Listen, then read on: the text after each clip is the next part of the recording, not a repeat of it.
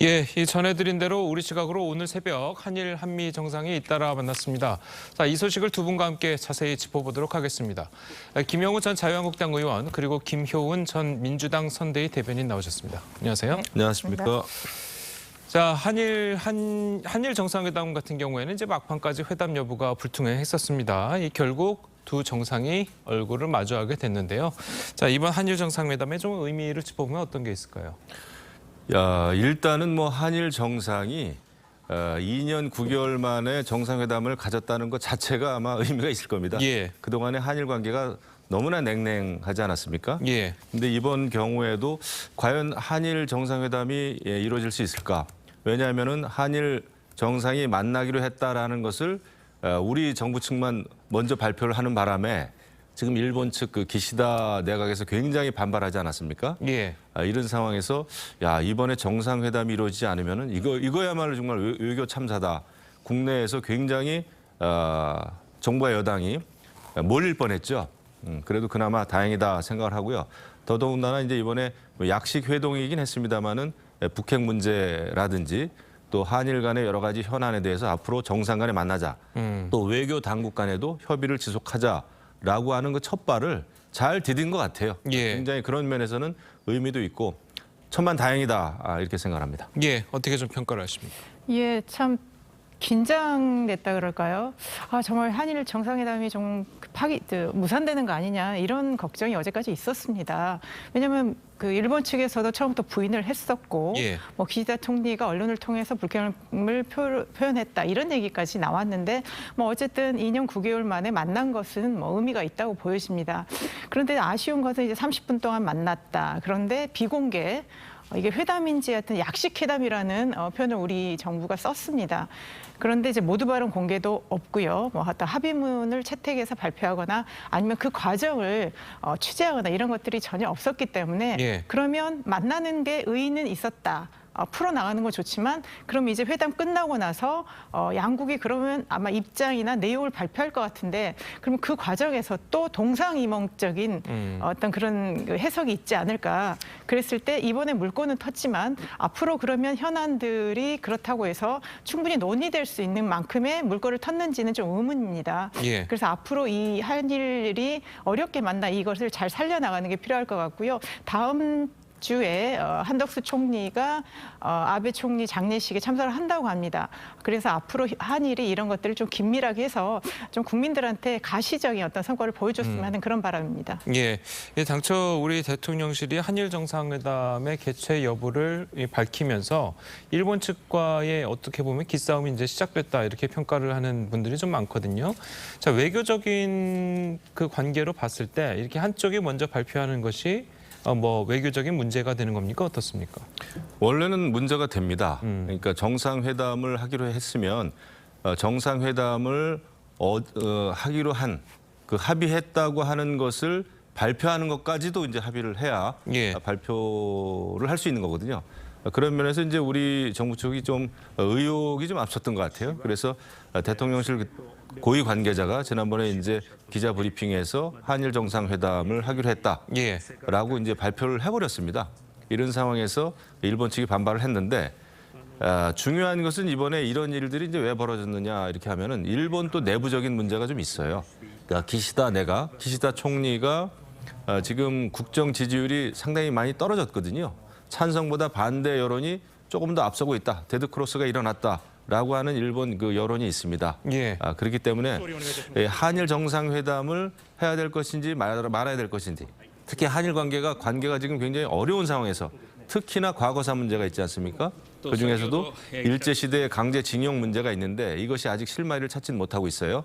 물론 한일 외교장관과의 회담은 있었습니다. 그래서 예. 앞으로 이제 풀어갈 그 첫 단추를 꿰는 셈이지만은 그 방법론에 있어서는 앞으로도 이제 한일 간에 굉장히 그 삿바싸움이 예상이 된단 말이죠.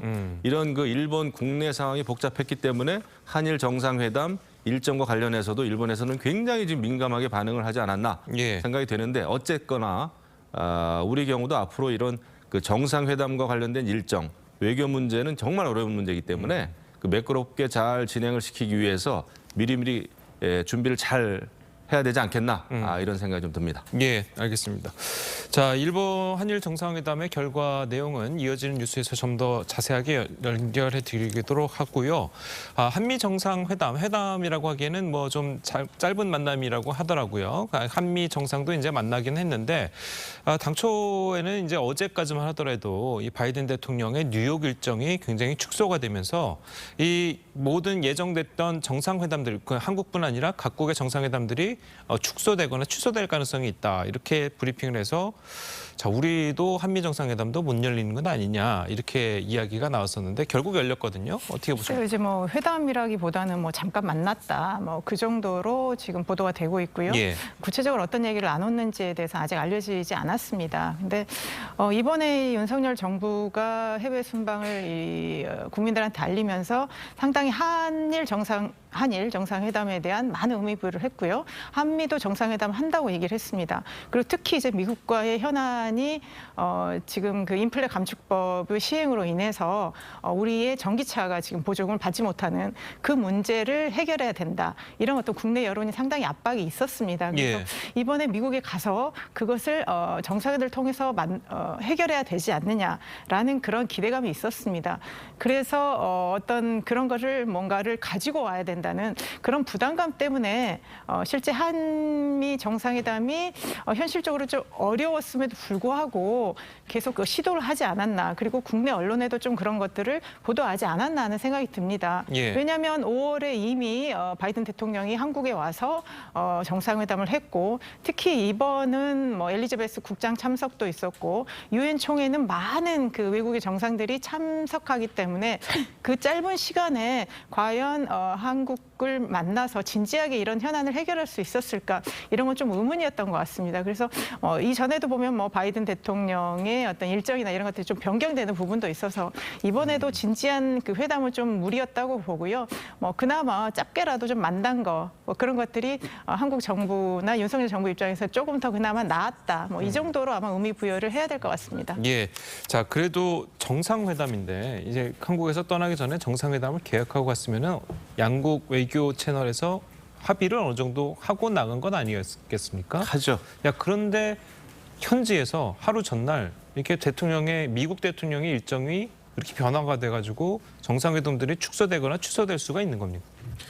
그러니까 이것이 이제 과거 같으면 이런 일이 뭐 많이 없었겠지만 예. 지금은 이제 각자 도생의 시대가 온 것 같아요. 외교 예. 면에서도 특히 이번에는 이제 국제적으로 정상들이 너무나 바쁜 일정을 지금 소화하고 있지 않습니까? 예.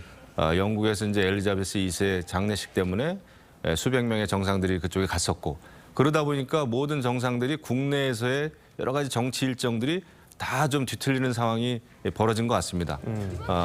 동시에 이번에 또 이제 77차 유엔 총회가 있었는데 다자 회담이 이루어지고 있는 이런 어떤 국제 외교 무대는 말 그대로 이제 전쟁입니다.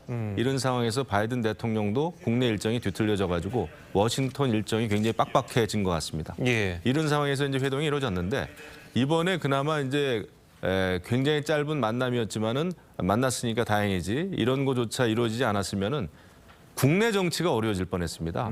왜냐하면은 윤석열 대통령의 경우에는 뭐 외국에 나가서 여러 가지 일정을 소화합니다만은 그 일정 하나하나에 대해서 또 김건희 여사가 이제 동행하지 않았습니까? 그런 상황에서 특히 이제 국내 야권 민주당에서 굉장히 트집을 잡고 공세를 펼치고 있지 않습니까? 예. 이런 상황에서 웬만큼 잘해도 비판을 받는 상황에서 한미 정상회담이 이루어지지 않았으면 정말 큰일 날 뻔했다 생각을 합니다. 다만 이렇게 짧은 만남 속에서 의미 있는 정상 간의 대화가 오고 가기는 현실적으로 좀 어려웠을 거다 이런 생각을 하는데 앞으로 있을 이제 한미 정상회담이라든지 이런 그 정상 간의 상호 방문이라든지 이런 상황에서 이제 제대로 된 정상회담을 하기 위해서 준비를 철저히 하는 것이 필요하지 않겠나 이렇게 생각을 해봅니다. 예. 자, 그래도 그 기시다 총리와의 만남도 그렇고 바이든 미국 대통령과의 만남도 그렇고 모든 것이 기시다 총리는 기시다 총리의 일정 있던 그 장소에 그리고 바이든 총리와의 만남은 일정에 없던 바이든 총리의 일정에 윤 대통령이 참석하면서 만남이 이루어졌거든요. 자, 이런 것을 두고 어떻게 좀 평가를 하십니까? 그러니까요. 지금 사실은 외교라는 것이 굉장히 잘 짜여진 어떤 질서 있는 하나의 시스템인데 그런 것들이 이번에 윤석열 정부에서는 상당히 보여주지 않고 있다라는 부분이었고요. 그래서 엘리자베스 2세 조문 논란이 있지 않았습니까? 근데 이번에도 이렇게 마치 그 약속된 것이 아니라 한번 어쨌든 만나야 되지 않느냐 이런 식의 모양새가 이루어졌다는 부분에 있어서 그나마 안 만난 것보다는 다행이다라고 지금 윤석열 정부나 대통령실에서는 안심할지 모르겠지만 그럴 때는 아닌 것 같고요. 어쨌든 외교라는 것이 그 양국 간의 관계이고 특히 또 양국 정상들 간의 또 개인적인 관계도 있지 않겠습니까? 윤석열 대통령이 그런 부분에 있어서 아직 경험이나 국제사회에 잘 알려지지 않은 인물입니다. 그러면 그런 것들을 잘 보완할 수 있는 우리나라 외교 시스템이 필요한 것 같습니다. 그래서 이번에 정말 국민들이 대통령의 순방을 많이 걱정을 했기 때문에 돌아와서는 그간에 그러면 이 약식 회담이었지만 어떤 것들이 있었는지 좀 국민들한테 소상하게 알리고 앞으로 외교에서 성과를 거둘 수 있는 어떤 시스템을 강화하는 것이 필요한 것 같습니다. 예, 이 방금 이 말씀 좀 주셨지만 상대방이 있는 장소에 찾아가서 만나는 이 일각에서는 이런 게 굉장히 저자세 외교다 이렇게 비판하는 사람들도 좀 있더라고요.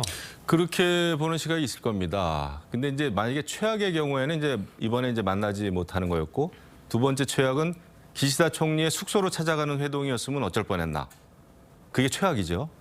그런데 이제 제3의 장소를 물색을 좀 했던 것 같은데 이런 상황에서 시간이 촉박하다 보니까 기시다 총리가 참여하는 행사가 이루어지는 그 빌딩에 이제 찾아간 것 같아요. 예. 그래서 이제 숙소로 따지면은 뭐 윤석열 대통령은 윤석열 대통령 숙소에서 한 10분, 11분 정도 거리라 그러고 그 빌딩이 말이죠. 기시다 총리는 뭐 6분인가 7분 정도 거리인 것 같습니다. 그렇게 따지면은 뭐 중간쯤에서 만난 건데 어쨌거나 그 장소라든지 이런 것도 사실은 더 치밀하게 계획이 됐다면은 정해진 그렇죠. 장소에서 네. 미리 공지가 되고 이렇게 만나는 게 정상적인 이제 외교 그 의전인데 이번의 경우에는 굉장히 좀 허둥대고 촉박했던 것 같아요. 예. 그래서 이런 일이 다시 벌어지지도 않도록 앞으로 정말 정상회동이라면은 정상회동에 맞게 정상회담에 맞게 그런 그 미리미리 준비를 잘 해야 되겠다라는 생각을 하지만 그럼에도 불구하고 여러 가지 불편함을 감수하고라도 정상 간에 만나는 거는 굉장히 의미가 있고 좋은 출발입니다. 예. 저는 그거에 이제 의미를 좀 둬야 되지 않겠나. 그리고 이제 앞으로 잘해야 된다. 이런 생각을 합니다. 알겠습니다. 자, 한일 정상회담과 이제 한미 정상회 결과에 대한 내용은 이어지는 뉴스에서 저희가 이제 자세히 전해드리도록 하고요. 오늘 두 분 말씀은 여기까지 듣겠습니다. 잘 들었습니다. 감사합니다.